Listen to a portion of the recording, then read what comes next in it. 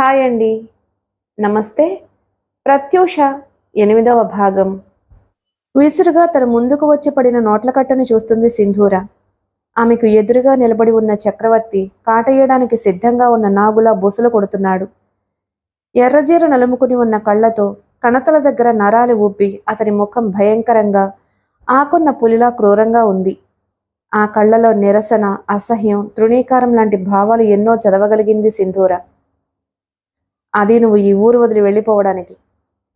చక్రవర్తి మరో నోట్ల కట్టను తీసి ఆమె ముందుకు విసిరాడు.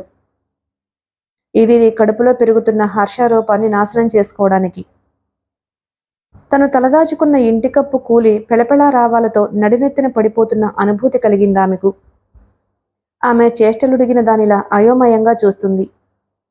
సింధూర, నువ్వేదో నా కూతురి జీవితాన్ని అపఖ్యాతి పాలు కాకుండా రక్షిస్తావో అన్న ఆశతో నిన్ను నా ఇంటికి తీసుకువెళ్ళాను. అందుకు నీకు ప్రతిఫలం కూడా బాగానే ముట్టింది. కానీ నువ్వు నా కూతురి జీవితంలోని అదృష్టాన్ని కాలరాయడానికి సంసిద్ధురాలి అయ్యావని తెలిసాక చూస్తూ ఊరుకునే చవటని కాను. నిన్ను ప్రత్యూషలా నటించమన్నానే గాని ప్రత్యూష స్థానాన్ని ఆక్రమించుకోమనలేదు. ఈ ప్రపంచమే తల్లక్రిందులైన హర్ష ప్రత్యూషని పెళ్లి చేసుకోవడం ఖాయం. నా మేనల్లుడి ఆస్తి అంతస్తుల్ని చూసి వాడిని వలలో వేసుకుందామని ప్రయత్నిస్తున్నావేమో. నీ ఆటలు సాగవని గుర్తుపెట్టుకో. నువ్వు మళ్ళీ హర్షాన్ని కలుసుకోవడానికి ప్రయత్నిస్తే పర్యవసానం చాలా దారుణంగా ఉంటుంది అని గుర్తుంచుకో. రేపు తెల్లవారేసరికి నువ్వు ఈ ఊళ్ళో ఉండడానికి వీల్లేదు. చక్రవర్తి స్వరం కఠినంగా శాసిస్తున్నట్లుగా ఉంది. సింధూర అచేతనమైన ఆ స్థితిలో ఉండగానే చక్రవర్తి గిరుక్కును వెనుదిరిగి వెళ్ళిపోయాడు. సింధూర, ప్రేమపూరితమైన పిలుపు వినిపించింది. సింధూర తల తిప్పి చూసింది. ఎదురుగా హర్ష నిలబడి ఉన్నాడు. ఆమె అతన్నే చూస్తున్నా ఆమె మనసులో ఒకే విషయం సుడితిరుగుతుంది. నీ కడుపులో పెరుగుతున్న హర్ష ప్రతిరూపాన్ని నాశనం చేయడానికి. చక్రవర్తి స్వరం ఆమె చెవుల్లో ధ్వనిస్తుంది. ఆమె ముఖంలో అవమానం తాలూకు బాధ ప్రతిఫలిస్తూ ఉండగా సూటిగా హర్ష కళ్ళలోకి చూసింది. ఎందుకొచ్చారెక్కడికి? నా మానాన నేను బ్రతకడం మీకు ఇష్టం లేదా? నా జీవితాన్ని ఇంకా దిగజార్చాలని ఆలోచిస్తున్నారా? ఆవేశం కంటే వేదనే ఎక్కువగా ధ్వనించింది ఆమె స్వరంలో. సింధూర, అతను ఏదో చెప్పబోయాడు. అసలు మీరు మళ్ళీ మళ్ళీ నా ఇంటికి ఎందుకు వస్తున్నారు? నా జీవితంలోకి తొంగి చూడాలని ఎందుకు ప్రయత్నిస్తున్నారు? దొంగతనంగా నా డైరీని తీసుకువెళ్లారు. నన్ను గురించిన రహస్యాలన్నీ తెలుసుకున్నది చాలక అబద్ధాలు కల్పించి మీ మేనమామని నాపై ఉసిగొల్పారా? రోషంతో ఆవేశంతో ఆమె శరీరం కంపించసాగింది. సింధు, హర్ష చప్పున ఆమెను దగ్గరకు లాక్కున్నాడు. ఊహించని ఈ చర్యతో సింధూర క్షణకాలం నిశ్చేష్ట అయింది. ఆమె వెడల్పైన కళ్ళలో జుగుప్స, అసహ్యం, క్రోధం కలగాపులగంగా కనిపిస్తున్నాయి. క్షణం ఆమె కళ్ళల్లోకి చూసిన హర్ష చెట్టుకున ఆమెను వదిలాడు. Excuse me. అతను తప్పు చేసిన వాడిలా తలదించుకున్నాడు. సింధూర, నేను చెప్పేది కాస్త విను. నా నిర్ణయాన్ని విన్నాక నీ మనసులోని అపార్థాలు, అపోహలు తొలగిపోతాయి అర్థింపుగా అన్నాడు. ఏమిటి మీ నిర్ణయం? మీరు చెప్పేది నేను ఎందుకు వినాలి అసలు? నువ్వు నా కాబోయే భార్యవు కాబట్టి. సింధూర అదిరిపడ్డట్లుగా చూసింది అతని ముఖంలోకి. మరుక్షణం విరగబడి నవ్వింది. ఏది? మరోసారి చెప్పండి. నేను మీ కాబోయే భార్యనా? అవును. నేను నిన్ను పెళ్లి చేసుకోవడానికి నిర్ణయించుకున్నాను. అందుకే మామయ్యతో నువ్వు నా కారణంగా గర్భవతివయ్యావని అబద్ధం చెప్పాను. సింధూర పక్కున నవ్వింది. పెళ్ళా? నన్న? కాళ్ల కింద నలిగిన పువ్వుకి భగవంతుడి పాదాలను అలంకరించే అర్హత ఉందా హర్షగారు? అపవిత్రురాల్ని, కులటను, పతితను, వ్యభిచారిణిని నన్ను మీరు పెళ్లి చేసుకుంటారా? నన్ను మీ జీవితంలోకి ఆహ్వానించే ఔదార్యం మీకున్నా నేనందుకు సిద్ధంగా లేను. విధివంచితవై కొందరు స్వార్థపరుల స్వార్థానికి నలిగిపోయిన నువ్వు జీవితంలో ఏ సుఖానికి నోచుకోకుండా విరాగినిలా బ్రతకనవసరం లేదు. పద్మం పంకంలోనే పుడుతుంది. ఆ సుమసౌరభానికి ఆకర్షితమైన మధుపం మకరందాన్ని గ్రోలుతుంది. అది ప్రకృతి ధర్మం. అంత మాత్రాన ఆ పద్మం భగవంతుడి పాదాలను అలంకరించే అర్హతని కోల్పోదు. నువ్వు కావాలని చెడిపోలేదు సింధు. పరిస్థితుల ప్రాబల్యం వల్ల రక్షణ లేని సమాజంలో అనాథగా పుట్టిన పాపానికి, కాముకుల కాముకత్వానికి ఆహుతైపోయావు. ఎవరు ఏమనుకున్నా నేను నిన్ను పెళ్లి చేసుకుంటాను. నీ మెడలో తాళి కట్టి నిన్ను నా భార్యగా సగర్వంగా లోకానికి పరిచయం చేస్తాను. మీకు పిచ్చి పట్టిందా? అరిచిందామె. ముందు మీరు ఇక్కడి నుంచి వెళ్ళిపోండి. ఇంకొక క్షణం నాకు ఎదురుగా ఉండొద్దు, వెళ్ళండి. నిలువెల్లా కంపించిపోతూ అరిచింది. నేను ఒక్కడనే వెళ్ళను. నిన్ను ఇక్కడి నుంచి నాతో తీసుకువెళ్తాను. మీరు నా మెడలో తాళి కట్టడం అంటూ జరిగితే అది నా శవానికే అని గుర్తుంచుకోండి. సింధు, హర్ష దిమ్మెరపోయాడు. నన్ను అలా పిలిచే హక్కు మీకు లేదు. సింధూర అని పిలవండి. సింధూర కళ్ళు అగ్నికణాలను విరజిమ్ముతున్నాయి. హర్ష నిరుత్తరుడై నిలబడిపోయాడు. మీరింక బయటికి దయచేస్తారా శ్రీహర్ష గారు? ఆమె గుమ్మం వైపు తజ్జని చూపిస్తూ వాడిగా వ్యంగ్యంగా అంది. క్షణకాలం ఆమె మొహంలోకి చూసిన హర్ష ఆ చూపులకి తట్టుకోలేనట్లుగా గిరుక్కును వెనుదిరిగి వెళ్ళిపోయాడు. హర్ష వెళ్ళిన చాలాసేపటి తర్వాత సింధూర లేచింది.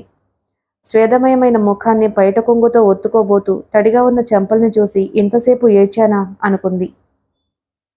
తనలో కన్నీళ్లు దాగి ఉన్నందుకు ఆశ్చర్యపడుతుందామె. సున్నితత్వాన్ని కోల్పోయి మొద్దుబారి ఉన్న మనసులో హర్ష సంచలనాన్ని రేపాడు. ఆ సంచలనాన్ని, సంఘర్షణని తట్టుకోలేకపోతుంది ఆమె మనసు. సింధూర లేచి వెళ్లి ముఖం కడుక్కుంది. కన్నీళ్లతో సేదదీరిన మనసు ఆలోచించే స్థితిని పొందింది. ఆమె హర్షతో జరిగిన సంభాషణని తలుచుకుంటూ తనలో తానే మదనపడసాగింది.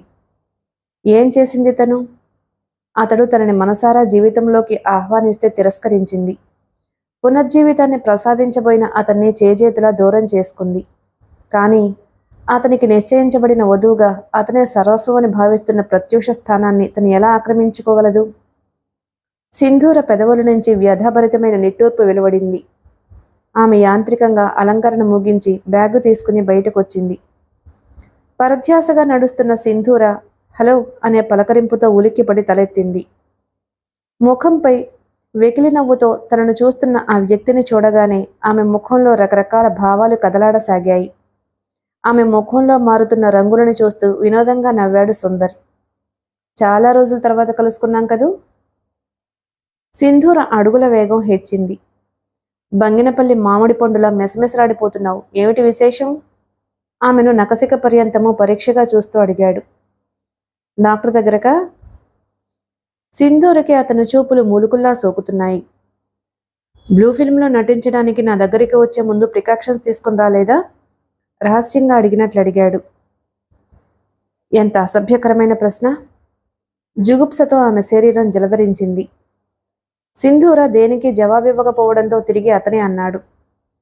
తీసుకోకపోయినా పర్వాలేదులే, హర్ష చాలా మంచివాడు. నువ్వు నాతో చేసిన కామక్రీడని ఫిలింలో చూసినా చలించని అతి మంచివాడు. త్వరలో పెళ్లి చేసుకో. పెళ్లైన 6 నెలలకే పండంటి పాపైన అందించిన ఘనత కూడా నీకే దక్కుతుంది. సింధూర తలదించుకోవడం వల్ల అతను ఆమె ముఖాన్ని చూడలేకపోయాడు. చూసుంటే అగ్నికణాలను విరజిమ్ముతున్న ఆమె చూపులకి భస్మమై ఉండేవాడు. సుందర్ ప్రత్యూషని మళ్లీ అవమానించే అవకాశం లభ్యమైనందుకు సంతోషిస్తూ వెనక్కి వెళ్లి పార్క్ చేసి ఉంచిన బుల్లెట్ని స్టార్ట్ చేశాడు. సింధూర మనశ్శరీరాలు అవమానంతో దహించుకుపోతున్నాయి. తనని గురించి అసభ్యంగా, అవమానపూరితంగా మాట్లాడిన సుందర్ని ఎడాపెడా బాధాలన్నంత ఆవేశం కలిగింది ఆమెలో. కానీ మరుక్షణం వివేకం వెన్నుతట్టింది. సుందర్ తనని చూసి ప్రత్యూష అనుకుంటున్నాడు. ఈ పరిస్థితిలో తను ఏమాత్రం బయటపడినా ఆమె జీవితం నాశనమవుతుంది. ఆమె పొంగిపొరలే ఆగ్రహాన్ని అదుపులో పెట్టుకుంటూ నడుస్తుంది. ఖాళీగా పోతున్న ఆటోని పిలిచి వరప్రసాద్ ఇంటి అడ్రస్ చెప్పి ఎక్కింది. ఎంత ఆలస్యం? వరండాలో ఎదురైన వరప్రసాద్ అసహనంగా అడిగాడు. సింధూర అతనికి సంజాయిషి ఇవ్వదలుచుకోలేదు. మౌనంగా లోపలికి నడిచింది. అతని భార్య సింధూరని చూడగానే విప్పారిత మొహంతో ఆహ్వానించింది. వచ్చావా? నువ్వింకా రావేమో అనుకున్నాం. ఫోటోగ్రాఫర్ 5ంటికే రమ్మన్నాడట. అంత సాదా చీర కట్టుకుంటే ఫోటోలో బాగా పడదు. ఏదైనా ప్రింటెడ్ చీర కట్టుకోలేకపోయావా? సింధూరని పరిశీలనగా చూస్తూ అంది. ఏదో ఒకటి, పర్వాలేదులేండి, నిరాసక్తంగా అంది. ఆ ఫోటోలు సరిగ్గా రాకపోతే మళ్ళీ అదో గొడవ. ఉండు, నా చీర కట్టుకుందు గాని. ఆమె సింధూర అలంకరణకి తుదిమెరుగులు దిద్దడంలో మునిగిపోయింది. సింధూర అభ్యంతరం చెప్పలేదు. తన ఇష్టాలను, అభిరుచులను ఆమె ఏనాడో మర్చిపోయింది. సరిగ్గా పావుగంట తరువాత ఆమె వరప్రసాద్తో ఆటోలో బయలుదేరింది. వరప్రసాద్ హుషారుగా ఉన్నాడు. నువ్వు చాలా అందమైన దానివి సింధూర. దానికి తగ్గ నటనా కౌశలం ఉన్నదానివి. నీ అదృష్టం బావుంది. మొదటి పిక్చర్లోనే హీరోయిన్ వేషం దొరకొచ్చు. ఆ పిక్చర్ హిట్ అయితే నిర్మాతలు నీ కాళ్ళ దగ్గరికే వస్తారు. ఇంకా కనకవర్షం ఖాయం. నువ్వు వెండితెరకి పరిచయం అయితే నీతో పాటు నేను కూడా 4 రాళ్లు వెనకేసుకుంటాను. ఈ నాటకాల కంపెనీతో ఊరూరా తిరిగి విసిగిపోయాను. అతని మాటల ధోరణి చూస్తే అప్పుడే సింధూరకి సినిమాలలో వేషం దొరికిందన్నట్లుంది. సింధూర నిరాసక్తంగా వింటుంది. కొత్తగా స్థాపించిన ఒక ఫిల్మ్ ప్రొడక్షన్ కంపెనీ తాము త్వరలో నిర్మించబోయే చిత్రానికి నూతన నటీనటులు కావాలని పత్రికాముఖంగా ప్రకటన ఇచ్చింది. ఆ కంపెనీకి సింధూర ఫోటోలను పంపాలని వరప్రసాద్ పట్టుదల. నువ్వేం భయపడకు సింధూర, అంతా నేను చూసుకుంటాను కదా, నువ్వేమి నటనరాందానివి కాదు. కళాసమితి ఆధ్వర్యంలో జరిగిన నాటక పోటీల్లో ఉత్తమ నటిగా ఎన్నికైన దానివి. నీకు సినిమాలలో వేషం దొరికి తీరుతుంది, నేను చెప్తున్నాను కదా. సింధూర మౌనంగా వింటుంది. ఆమె స్టూడియో ముందు ఆగింది. వరప్రసాద్ దిగాడు. సింధూర నిరాసక్తంగా అతన్ని అనుసరించింది. పరధ్యాసగా తలదించుకుని నడిచొచ్చిన సింధూర తలెత్తిందల్లా సర్పదష్టలా ఆగిపోయింది. ఎదురుగా జేమ్స్ నిలబడి ఉన్నాడు. అతను ముడిపడిన భృగిటితో ఆమెనే చూస్తున్నాడు. అతని చూపుల్లో ఆశ్చర్యం, అపనమ్మకం వ్యక్తమవుతున్నాయి. ఊహించిన విధంగా అక్కడ జేమ్స్ని చూసిన సింధూర ముఖం భయాందోళనలతో పాలిపోయింది. ఆమెలో కలిగిన భయం, తొట్రుపాటు, కంగారు జేమ్స్ దృష్టిని దాటిపోలేదు. ఒకే ఒక క్షణం తరువాత సింధూరలో చలనం వచ్చింది. ఆమె గిరుక్కును వెనుదిరిగి పరుగులాంటి నడకతో స్టూడియో మెట్లు దిగేసింది. వెనక నుంచి వరప్రసాద్ పిలుస్తున్నా ఆగలేదు. ఆత్రంగా ఆమెను వెన్నంటి రాబోయిన అతన్ని జేమ్స్ ఆపాడు. ఎవరా అమ్మాయి? చక్రవర్తి కూతురేనా? చక్రవర్తి కూతురు కాదు, మహారాజు కూతురు కాదు. సింధూర అని అనాథాశ్రమంలో పెరిగింది. నన్ను ఆశ్రయించి నాటకాలలో వేషం సంపాదించింది. దాన్ని సినిమా నటించేద్దామని నా తాపత్రయం. ఇంతదాకా వచ్చి మళ్ళీ ఏమొచ్చిందో ఏమో వెనక్కి వెళ్ళిపోయింది. అంతా నా కర్మ. వరప్రసాద్ నెత్తి బాదుకుని సింధూరని వెదకడానికి వెళ్ళిపోయాడు.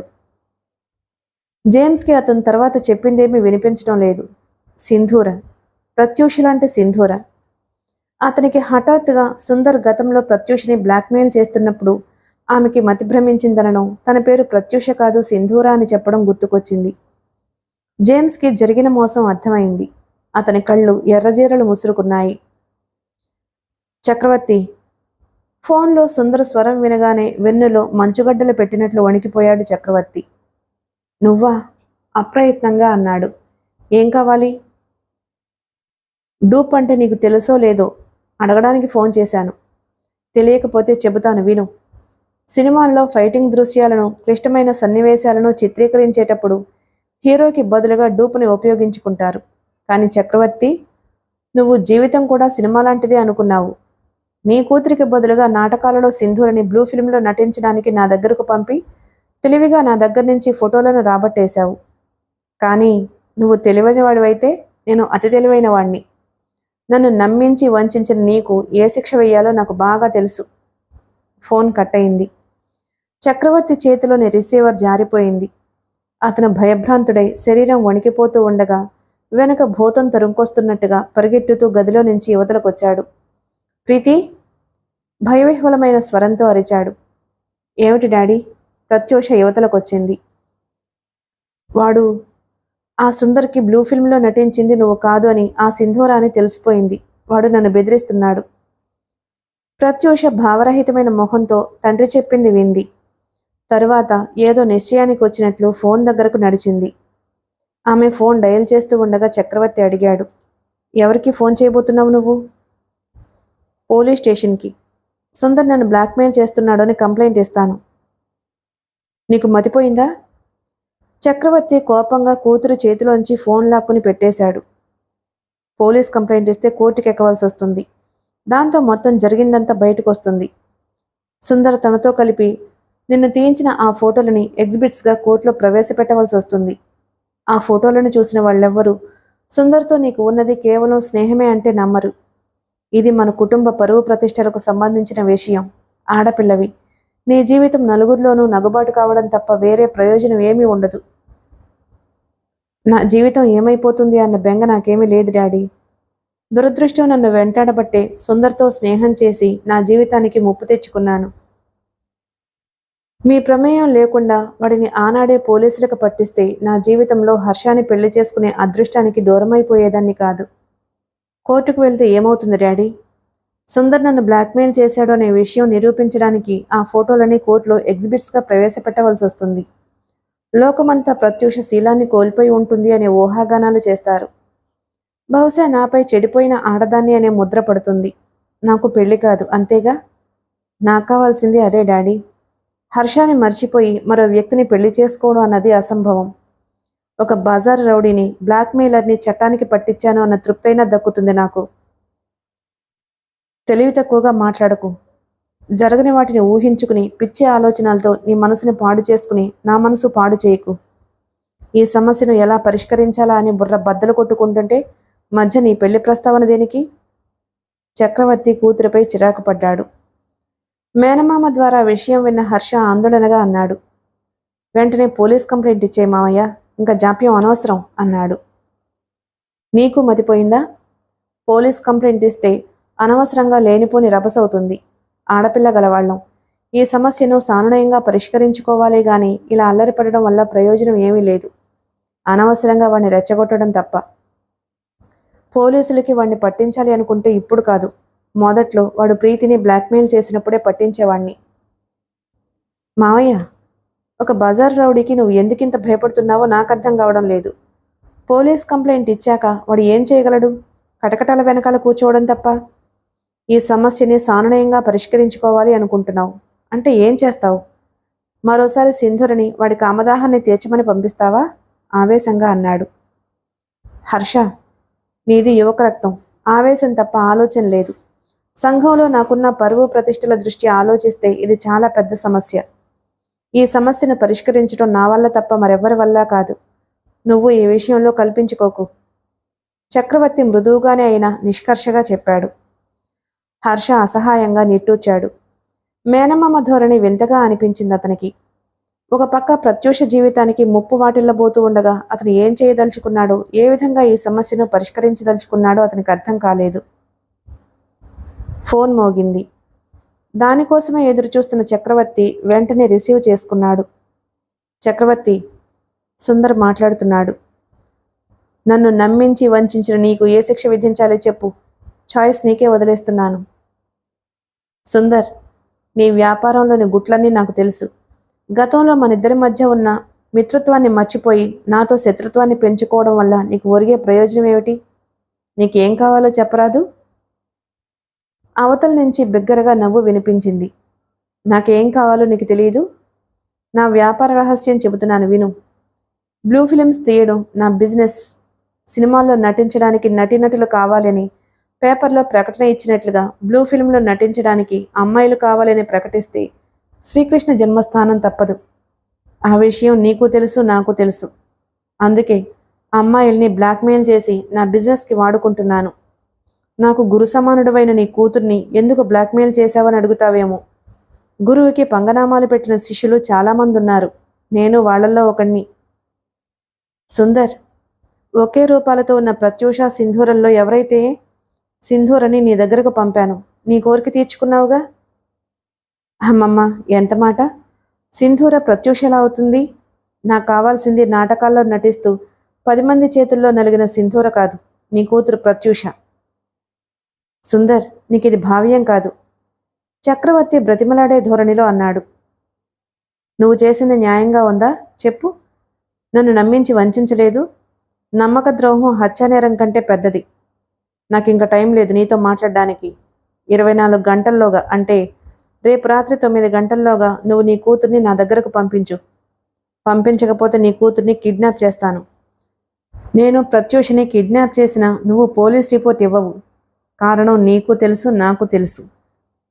సుందర్, అయినా చిన్న విషయం కోసం ఎందుకింత వర్రీ అవుతున్నావు? ప్రత్యూషని ఒక్కసారి నా దగ్గరకు పంపిస్తే మళ్ళీ నీ జోలికి రాను. వ్యవహారం మన ముగ్గురు మధ్య ఉంటుంది. ఆలోచించుకో. కాని పక్షంలో నీ కూతుర్ని కిడ్నాప్ చేసి రేప్ చేయడానికి నాకు ఎటువంటి అభ్యంతరమూ లేదు. శారీరకమైన హింసకి ఆ కోమలాంగి తట్టుకోలేదేమో అనే భయం తప్ప. రేపు రాత్రి కలుద్దాం. బాయ్. సుందర్ ఫోన్ పెట్టేశాడు. చేతులతో తలపట్టుకుని అచేతనంగా కూర్చుండిపోయాడు చక్రవర్తి. అతనికి తన మెడను ఎవరో కత్తిరిస్తున్న అనుభూతి కలుగుతుంది. రాత్రి 7 గంటలైంది. చక్రవర్తి స్నానం చేసి పూజామందిరంలోకి అడుగుపెట్టాడు. అతను లోపలికి వెళ్లిన వెంటనే మందిరం తలుపులు మూసుకున్నాయి. అతడు ఉచ్చస్వరంతో పారాయణ చేస్తున్న హనుమాన్ చాలీసా వంటగదిలో ఉన్న కుముదినికే కాదు, డ్రాయింగ్ రూమ్లో ఉన్న హర్షకి, ఆ గది పక్కనే ఉన్న బెడ్రూమ్లో ఉన్న ప్రత్యూషకి కూడా వినిపిస్తుంది. నిశ్శబ్దంగా ఉన్న ఆ ఇంట్లో అతని గంభీర స్వరం శ్రావ్యంగా వినిపిస్తుంది. ప్రత్యూష చేతిలోని పుస్తకాన్ని పక్కన పెట్టి టైం చూసింది. 7 గంటలు దాటి 20 నిమిషాలైంది. ఇంకొక గంటన్నర, సుందర్ పెట్టిన గడువు పూర్తవుతుంది. ఆమె చప్పున అక్కడి నుంచి కదిలింది. ఆమె ముఖం భావరహితంగా ఉంది. ఆమె వంటగదిలోకి నడిచింది. అప్పటికి వారం రోజులై వంట మనిషి మానేయడంతో కుముదినే వంట చేస్తుంది. మమ్మీ వంట అయిందా అడిగింది. ఏమ్మా, అప్పుడే ఆకలవుతుందా ఇవాళ? కూరగిన్నె దించుతూ నవ్వింది కుముదిని. తలనొప్పిగా ఉంది మమ్మీ. మళ్ళీ ఎంతసేపటికి తగ్గుతుందో ఏమో. మళ్ళీ ఎన్నేళ్ళకి అమ్మ చేతి అన్నం తింటాను మనసులోనే అనుకుంది. కుముదిని కూతురి కంచంలో అన్నం వడ్డించి టేబుల్ మీద పెట్టింది. ఆమె దగ్గర కూర్చుని అన్నం వడ్డిస్తూ ఉండగా ప్రత్యూష భోజనం చేస్తుంది. అమ్మా, నేనంటే నీకు చాలా ప్రేమ కదూ? హఠాత్తుగా అడిగిందామె. నేనంటే నీకు ఎందుకమ్మా అంత ప్రేమ? తడిమెరుస్తున్న కళ్ళతో తన వైపు చూస్తూ అడుగుతున్న యువతి కుముదిని కళ్ళ ముందు మెదిలింది. కన్నబిడ్డంటే ఏ తల్లికి ప్రేముండదు? కుముదిని ఆపేక్షగా చూస్తూ ఎదురు ప్రశ్నించింది. నేను నీకు దూరమయ్యే పరిస్థితి వస్తే ఏం చేస్తావమ్మా? హర్షతో నీ పెళ్ళైతే నువ్వు నా కళ్ళెదురుగానే ఉంటావని ఆశపడ్డాను. కుముదిని ముఖం గంభీరమైంది. నాకు తెలుసమ్మా, నేను నీకు దూరమైతే నువ్వు భరించలేవు. ప్రత్యూష కళ్ళల్లో నీళ్లు చిప్పిల్లాయి. ప్రీతి, వివాహాలు దైవ నిర్ణయాలు. తప్పనిసరి పరిస్థితుల్లో హర్ష సింధూర మెడలో తాళి కట్టడానికి సంసిద్ధుడవుతున్నాడే తప్ప అతను కావాలని నిన్ను దూరం చేసుకోలేదు. కుమిదిని కళ్ళు చెమ్మగిల్లాయి. మమ్మీ, ఆదుర్దాగా చూసింది ప్రత్యూష. నీకంతా తెలిసిపోయింది కదూ? మీ నాన్నగారు చెప్పారు. అంతేకాదు, నిన్ను సుందర్ బ్లాక్మెయిల్ చేయడం, సింధూర అనే అమ్మాయిని నీ స్థానంలో ఇంట్లో ప్రవేశపెట్టి ఆమెను అతని కోరిక తీర్చమని పంపించడం అంతా తెలుసు. ఇవేవి మీ నాన్నగారు చెప్పకపోయినా తెలుసుకోగలిగాను. ఎలా తెలుసు? విస్మయంగా అడిగింది ప్రత్యూష. ఎంత పిచ్చిదానివి ప్రీతి. రూపాలలో ఎంత సన్నిహితమైన పోలికలున్నా నా చేతులతో పెంచిన బిడ్డ ఎవరో నాకు తెలియదా? మొదట్లో ఆ అమ్మాయిని చూసి నువ్వే అని భ్రమపడ్డాను. కానీ ప్రవర్తనలో ఉన్న తేడాని బట్టి ఆమెపై అనుమానం వచ్చింది. తర్వాత నా అనుమానం నిరాధారమైంది కాదని రూఢి అయింది. అయినా మీ నాన్నగారు ఏదో ప్రయోజనాన్ని ఆశించి ముమ్మూర్తులా నిన్ను పోలిన ఆమెను ఇంట్లోకి తీసుకొచ్చారని ఊహించాను. అందుకు నేను బయటపడదలుచుకోలేదు. ఆమెలోని నిన్ను చూసుకుంటూ కాలం గడిపాను. ప్రత్యూష తల్లినే చూస్తుంది. అన్నీ తెలిసి ఉండి ఏమీ తెలియనట్టుగా ఉండడం గొప్పతనమో కాదో ఆమెకు తెలియదు. కానీ పరాయి అమ్మ కన్నబిడ్డని తన బిడ్డగానే భావించి మాతృప్రేమను పంచి ఇవ్వడం అసాధ్యమనిపించింది. ఆమె తడికళ్లతో తల్లిని చూస్తుంది. అమ్మ అనే పదంలో ఎంత తీయదనం ఉంది. అమ్మ అనే 2 అక్షరాలు అనురాగానికి, మమకారానికి ప్రతిరూపాలు కదా. 8 గంటలయింది. ప్రత్యూష డ్రాయింగ్ రూంలోకి వచ్చింది. అక్కడ హర్ష కూర్చుని ఉన్నాడు. అతడి ముఖంలోని ఉద్విగ్నతను గమనించి ప్రత్యూష చిన్నగా నవ్వుకుంది. బావా అని పిలిచింది. హర్ష తలెత్తాడు. నాదో చిన్న కోరిక, తీరుస్తావా? ఏం కావాలి ప్రీతి? లాలనగా అడిగాడు. ఒక్కసారి నన్ను. ఆమె కళ్ళల్లో కాంక్ష లేదు, అర్థింపు ఉంది. ఆమె కళ్ళల్లోకి క్షణకాలం చూసిన హర్ష వింతగా అడిగాడు. ఏమిటిది, వింతగా మాట్లాడుతున్నావు ఇవాళ? సుందరిచ్చిన గడువు పూర్తి కాబోతుంది. నా శరీరం ఆ తుచ్చుడి చేతుల్లో నలిగి మలినమయ్యేలోగా ఒక్కసారి నీకు దగ్గరయ్యే అదృష్టం కావాలనిపించింది. ఏం బావా, ఒక్కసారి నన్ను తాకితే సింధూరకి అన్యాయం చేసినట్టవుతుందా? నవ్వుతూ అడిగింది. ఆ నవ్వు హర్ష గుండెను కోసింది. అతడు చరాలను ప్రత్యూషని దగ్గరకు లాక్కున్నాడు. నన్ను క్షమించు ప్రీతి. ఒక అబద్ధం చెప్పి ఇన్నాళ్ళు నిన్ను ఎంత మానసిక వ్యాధికి గురిచేశాను అన్నాడు. అబద్ధమా? ఏ విషయంలో? విస్మయంగా అడిగింది. సింధూర విషయంలో. ఆమె గర్భవతి అనే మాట అబద్ధం. ఆమెను ఒకసారి యాదృచ్ఛికంగా కలుసుకోవడం తటస్థించింది. ఆమె కథ విని జాలితో కరిగిపోయిన నేను ఆమెను పెళ్లి చేసుకుని ఆమెకు జీవితాన్ని ప్రసాదించాలనుకున్నాను. అందుకు నేను సిద్ధపడినా ఆమె అందుకు ఇష్టపడలేదు. ప్రత్యూషకి ఆ తరువాత అతను చెప్పిందేమీ వినిపించటం లేదు. సింధూర విషయంలో చెప్పిందంతా అబద్ధం అనే మాటే ఆమె చెవుల్లో మార్మోగుతోంది. తను అంతవరకు అనుభవించిన మానసిక వ్యధ, దుఃఖం, ఆందోళన అన్నీ మాయమై మనసు తేలికై తెలిమబ్బులలో విహరించే విహంగమైంది. ఆనంద భాష్పాలతో దుఃఖాశ్రువులో కాని ఆమె చెంపలపైకి కన్నీళ్లు జలపాతంలా ఉరుకుతూ ఉండగా తమకంగా అతన్ని చుట్టేసింది. ఒకే ఒక్క నిమిషం తర్వాత ఆమె మామూలుగా అయింది. కర్తవ్యం స్ఫురించి రివ్వున మేడ మీదకి పరిగెత్తింది. ఆమె హర్ష గదిలోకొచ్చి డ్రాయర్ సొరుగులాగి రివాల్వర్ తీసింది. యథాప్రకారం సొరుగు మూతవేయబోతూ ఉండగా ఆమె దృష్టి దానిలో ఉన్న డైరీపై పడింది. మొదట యథాలాపంగా ఆ డైరీని చూసిన ఆమెలో క్రమంగా కుతూహలం చోటు చేసుకుంది. ఆమె పేజీలు తిప్పి దాన్ని చదవబోతూ ఉండగా కింద నుండి తండ్రి పిలుపు వినిపించింది. ప్రత్యూష రివాల్వర్తో పాటు ఆ డైరీని పైట కొంగు చాటున దాచి కిందకొచ్చింది. చక్రవర్తి ముఖంలో భయాందోళనలు వ్యక్తమవుతున్నాయి. అతని పక్కన కూర్చున్న కుముదిని ముఖం కత్తివేటుకి నెత్తురు చుక్కలేనంతగా పాలిపోయి ఉంది. హర్ష ఉద్విగ్నతతో పచార్లు చేస్తున్నాడు. ప్రత్యూష కిందికి రాగానే చక్రవర్తి అన్నాడు, మా దగ్గరే కూర్చో, ఒంటరిగా ఉండకు. ప్రత్యూష డైరీని తన గదిలో భద్రపరిచి వచ్చి తండ్రి దగ్గర కూర్చుంది. అక్కడ కూర్చున్న ముగ్గురి ముఖాలలో విపరీతమైన టెన్షన్ కనిపిస్తుంది. అలా లేనిది ప్రత్యూష ఒక్కతే. ఆమె ప్రశాంతంగా కూర్చుని కుడి చెయ్యి పైట కొంగు కిందగా ఉంది. ఆ చేతిలో రివాల్వర్ ఉంది. కాలింగ్ బెల్ మోగింది. చీమ చిటుక్కుమన్నా ఉలిక్కిపడుతున్న ముగ్గురు ఆ మోత వినగానే అలర్ట్ అయ్యారు. చక్రవర్తి ఆదుర్దాగా ముందుకు వంగాడు. వాడే అయ్యుంటాడు, రహస్యంగా అన్నాడు. అతని స్వరం వణుకుతుంది. హర్ష చరాలన లేచాడు. అతను ఏం చేయబోతున్నాడో ఊహించిన చక్రవర్తి చప్పున అతని చెయ్యి పట్టి ఆపేశాడు. ఉండు, అసలు ఎవరొచ్చారో చూడని. హర్ష చెయ్యి వదిలించుకుని తలుపు దగ్గరకు వెళ్ళాడు. అతను కీహోల్లోంచి బయటికి చూశాడు. గుమ్మం దగ్గర ఒక వ్యక్తి నిలబడి ఉన్నాడు.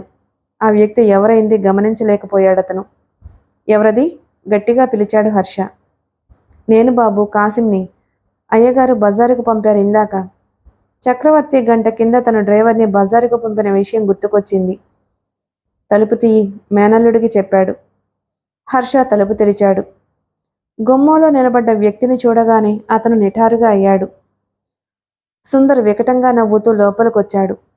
అతని చేతిలోని రివాల్వర్ హర్షకి గురిపెట్టబడి ఉంది. ఎవ్వరూ కదలొద్దు, కదిలితే కాల్చేస్తాను, హెచ్చరికగా అన్నాడు. చక్రవర్తి కుముదిని భయంతో వణికిపోతున్నారు.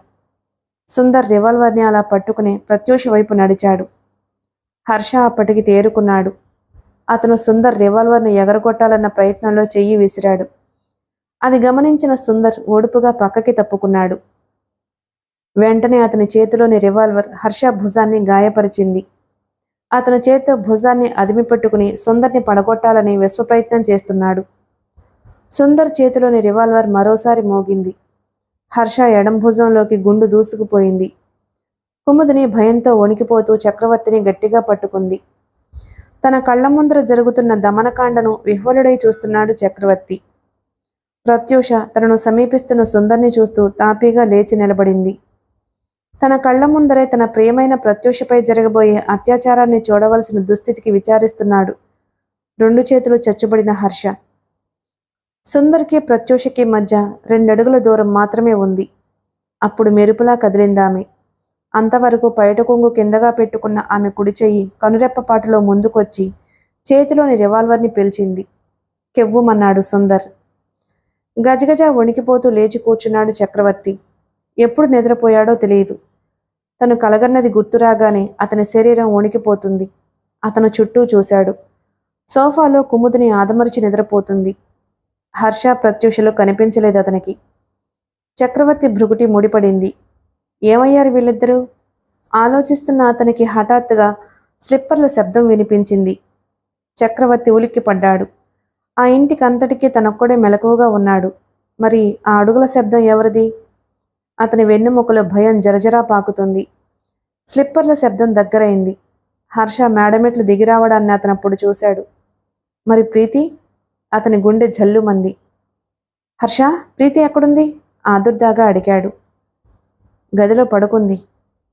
చక్రవర్తి సంతృప్తిగా ఊపిరి పీల్చుకున్నాడు. టైం చూశాడతను. 1 గంట దాటి 10 నిమిషాలయింది. సుందరి ఇచ్చిన గడువు దాటి చాలా టైం అయింది. ప్రత్యూష వస్తుంది అని ఎదురుచూసి ఆమె రాలేదన్న కోపంతో ఆమెను కిడ్నాప్ చేయడానికి సుందర్ వచ్చే టైం కూడా దాటిపోయిందా? అతను అస్థిమితంగా పచార్లు చేస్తూ కూతురి గదివైపు వచ్చాడు. గదిలో ప్రత్యూష లేదు.